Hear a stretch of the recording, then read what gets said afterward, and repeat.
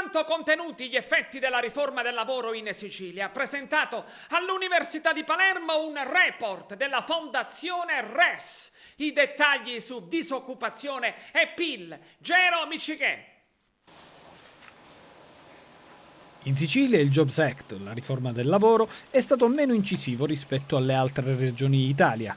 Così è secondo il report Congiuntura RES ad opera della Fondazione RES, che è stato presentato al mattino di oggi alla Facoltà di Economia all'Università di Palermo. In particolare sono stati valutati gli effetti in Sicilia delle nuove politiche del lavoro attuate a livello nazionale, con particolare attenzione quindi al Jobs Act. Ebbene, in Sicilia i risultati sono stati, almeno per il momento, alquanto contenuti.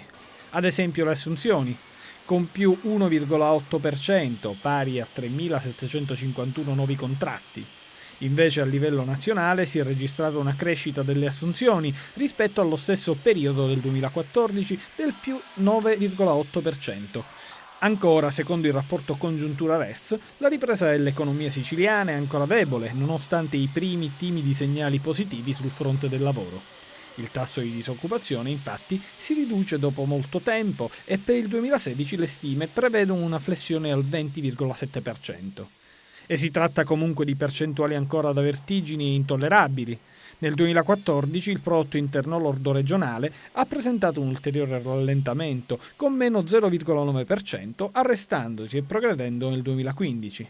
E la crescita dovrebbe poi rafforzarsi nel 2016 con un più 1,4%.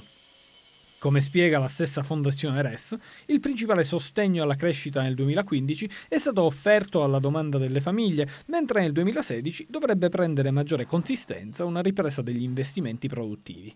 Dunque la crescita del PIL in Sicilia nell'anno scorso è stata sostenuta dall'incremento della domanda al dettaglio e dei consumi delle famiglie, e ciò è stato favorito dall'aumento particolarmente lento dei prezzi al consumo, che continua a garantire il mantenimento del potere d'acquisto reale dei redditi, creando condizioni più favorevoli per le famiglie siciliane rispetto a chi vive in altre aree del paese, soprattutto al centro-nord. In conclusione, emerge il disegno di una Sicilia strenuamente aggrappata al resto d'Italia contro lo spettro dello scivolamento e del regresso irreversibile.